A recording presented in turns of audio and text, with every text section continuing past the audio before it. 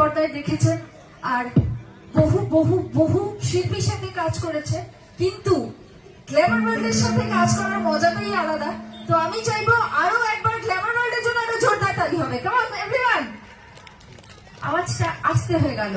এবার যার জন্য এখানে আসা সেই বিপুলের জন্য জোরে বিপুল হাততালি হবে। Come on.